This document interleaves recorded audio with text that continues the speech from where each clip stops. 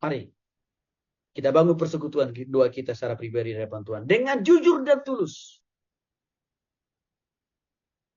Bisa kita belajar dari Mazmur 31 ayat 1. Mengajarkan kita bersikap jujur kepada Tuhan.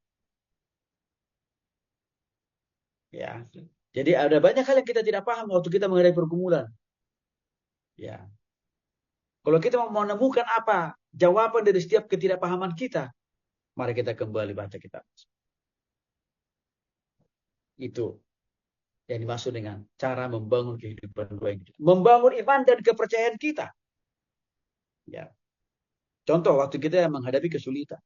Baca, renungkan, lakukanlah firman Tuhan. Khususnya dalam kitab Mazmur 37 ayat 5 dan Mazmur 56 ayat 3 sampai 4. Serahkanlah jalanmu kepada Tuhan. Percayalah kepadanya. Dia akan bertindak. Ini juga jadi lirik lagu kok ini. Serahkanlah, serahkanlah. Kan itu diambil dari Mazmur 37 ayat 5 atau 56 ayat 3. Aplikasi yang ketiga, panduan bagi kita mengambil keputusan. Jangan lupa Bapak Ibu, setiap detik, menit, jam, hari, minggu, bulan, tahun, kita tidak pernah luput dari namanya pengambilan keputusan. Keputusan yang salah akan berimplikasi pada tindakan yang salah. Keputusan yang benar akan menolong kita bertindak dengan baik. Bagaimana caranya supaya keputusan kita benar dan tindakan kita benar? Baca Mazmur, khususnya Mazmur 1 ayat 1 sampai. Di sana dijelaskan. Bedaan jalan orang benar.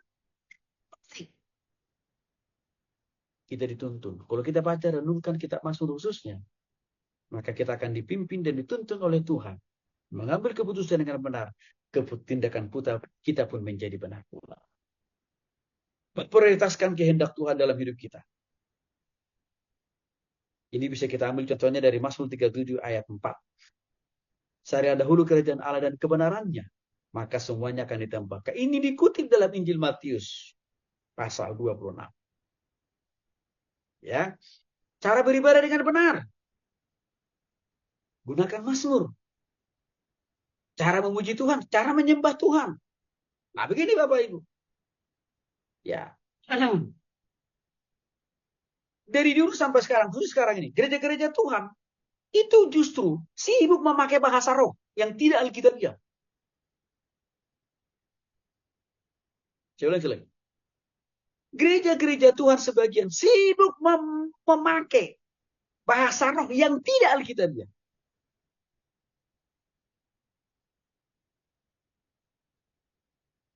Dia sendiri pun bingung nggak tahu artinya.